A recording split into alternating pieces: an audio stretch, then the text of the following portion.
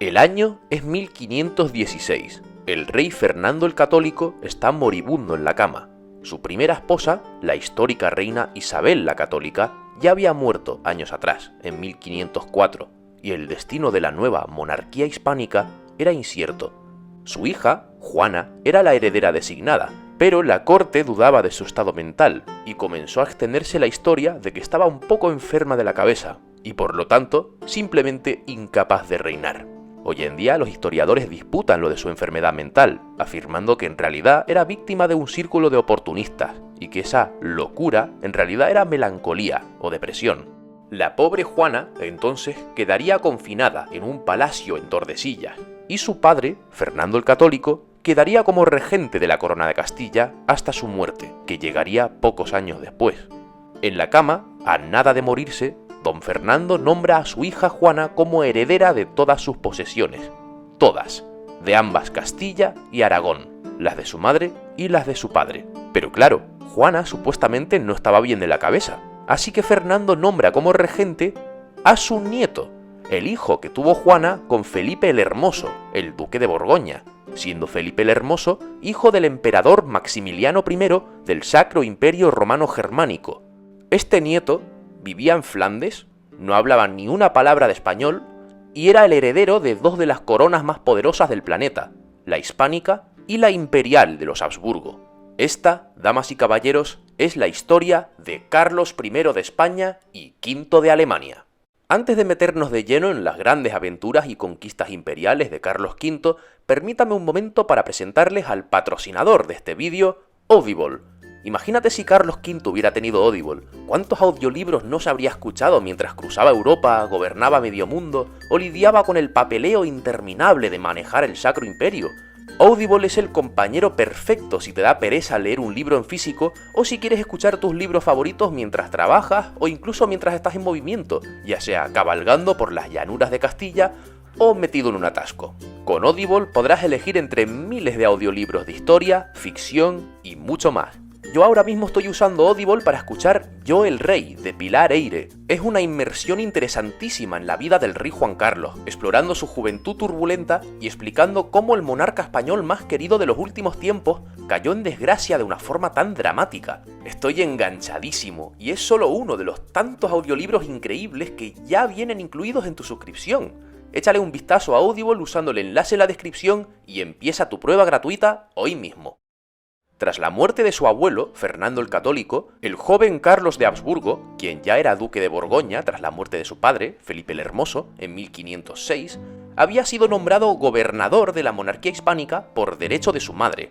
Solo hablaba flamenco y francés, y no llegaría a aprender español hasta varios años después. Sin embargo, sus consejeros en Flandes pensaban que debía ser mucho más que solo el regente de su madre. Querían que Carlos fuese rey directamente. Por eso, en marzo de 1516, los flamencos proclamaron oficialmente al joven como Carlos I, rey de Castilla y de Aragón, y esta es la parte interesante, juntamente con la católica reina mi señora y madre.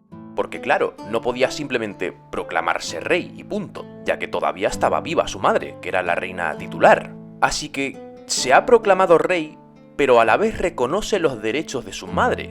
Básicamente ha dado un golpe de estado. La nobleza castellana no estaba muy contenta con esto, pero se vio obligada a aceptar al nuevo rey, Carlos I, cuando también lo hizo el cardenal Cisneros, el arzobispo de Toledo y regente de Castilla mientras Carlos seguía en Flandes. En Aragón también había un problema.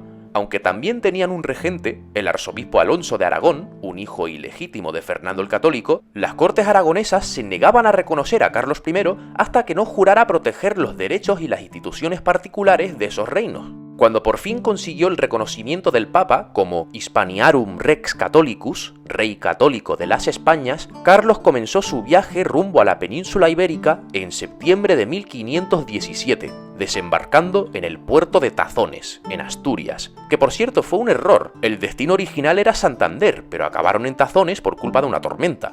En Valladolid, las Cortes de Castilla reconocieron públicamente a Carlos I como rey a cambio de una serie de demandas. No podía ofrecer cargos en el gobierno a extranjeros, tenía que aprender español y tenía que tratar bien a su madre, la reina Juana. Ese encuentro tiene que haber sido súper incómodo. Después de esto, viajó a Aragón, donde consiguió convencer a las Cortes y ser reconocido como rey de Aragón conjuntamente con su madre. Pero no piensen ni por un minuto que todo iba bien, le faltaba mucho apoyo popular. La gente se burlaba de él por lo larga que era su barbilla y parecía distante porque no hablaba español y no conocía las costumbres de los castellanos. En 1519 recaería en él todavía más presión cuando murió su abuelo paterno, el emperador Maximiliano.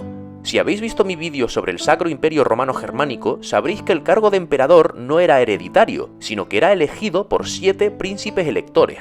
Aparte de Carlos, había otro gran candidato a emperador, el rey de Francia, Francisco I, quien le tenía mucho miedo a la idea de ser totalmente rodeado por don Carlos como ambos rey de las Españas y también como emperador. Tristemente para Francisco, salió electo el Habsburgo, quien fue coronado en 1520 como Carlos V. Entonces, como tenemos 2 títulos, vamos a hacer una cosa, para no liarnos. Cuando hablemos de España, lo vamos a llamar Carlos I. Y cuando hablemos del Sacro Imperio, lo vamos a llamar Carlos V. Así nos aclaramos todos y es más fácil.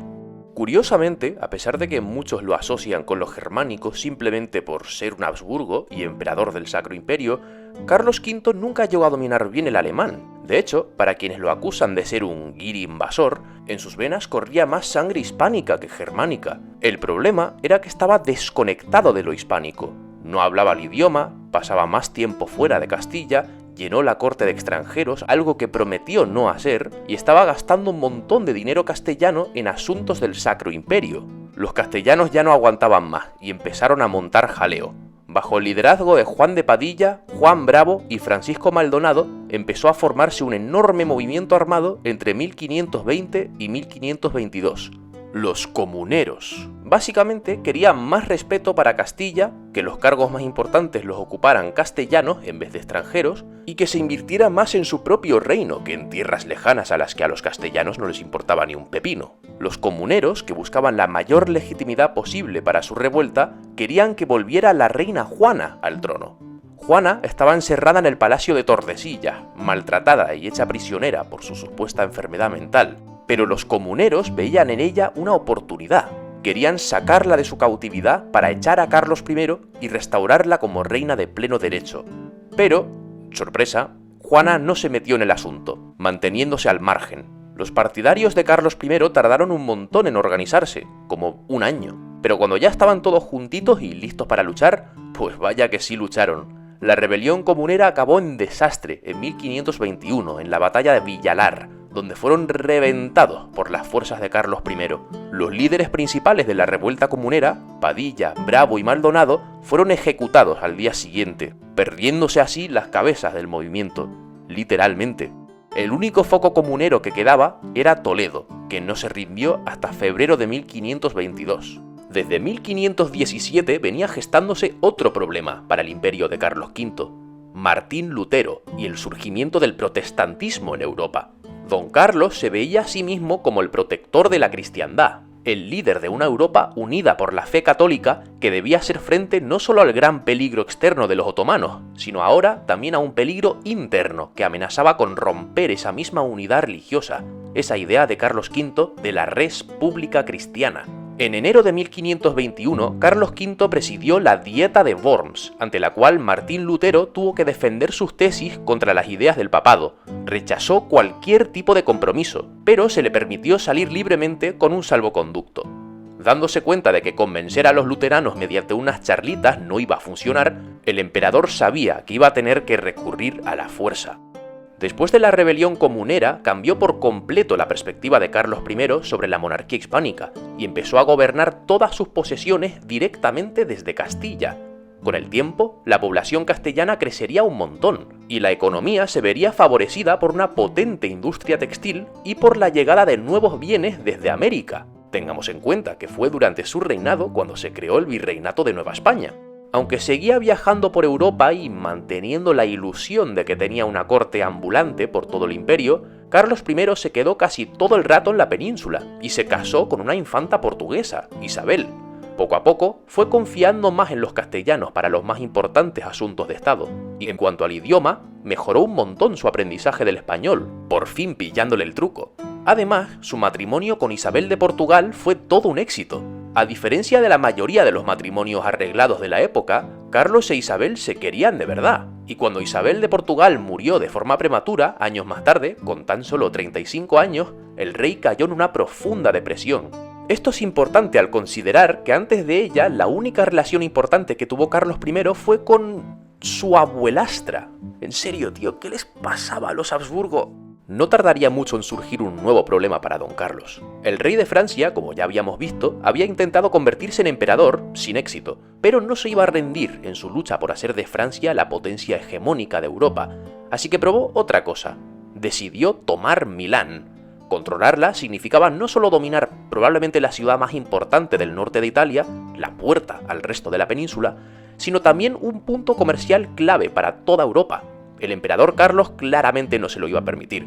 Esto desembocó en la famosa Batalla de Pavía de 1525, que resultó en una impresionante victoria para Carlos V, en gran parte gracias al uso de arcabuceros, una táctica realmente muy nueva en el campo de batalla.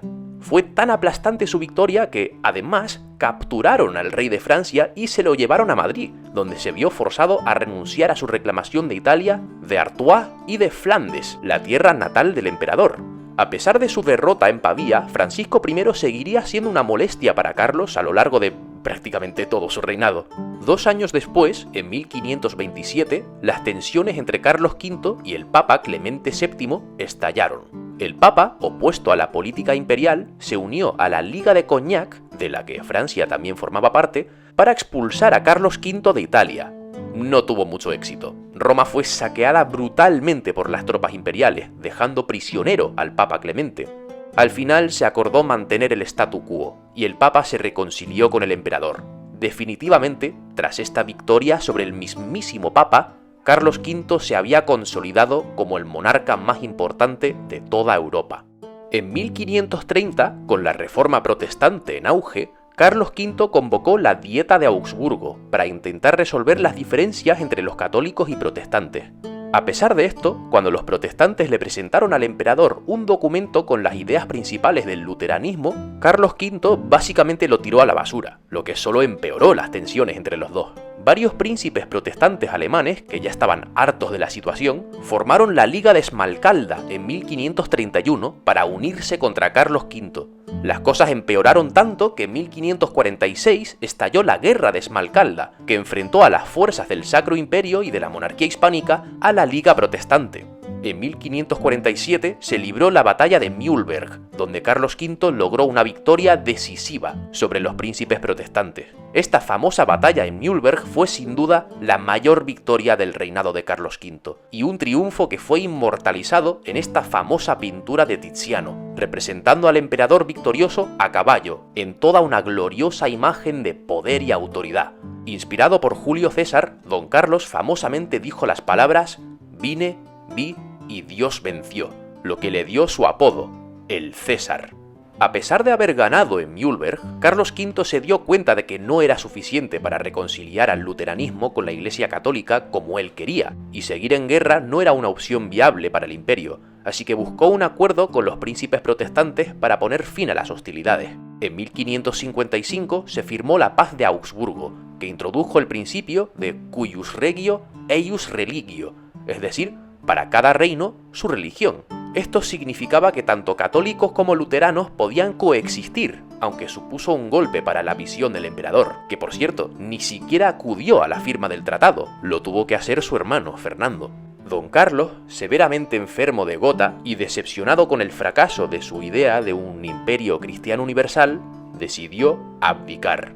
En Bruselas, hizo oficial el traspaso de sus posesiones, dividiéndolas en dos. El Sacro Imperio Romano Germánico se lo dio a su hermano Fernando, mientras que la monarquía hispánica y los Países Bajos lo recibiría su hijo, Felipe II. Tras su abdicación en 1556, se retiró al monasterio de Yuste, en Extremadura, donde vivió junto a un pequeño grupo de seguidores y monjes, dedicando sus últimos años a una vida espiritual. Fue aquí donde finalmente murió después de una larga agonía a los 58 años. Carlos I de España, quinto del Sacro Imperio, fue señor de medio mundo, un titán histórico que conectó culturas y reinos desde Alemania hasta América bajo la fe católica, Un flamenco que al principio no hablaba ni una palabra de español, pero que con el tiempo se ganó su puesto como uno de los reyes mejor valorados de la historia de España. Hasta la próxima.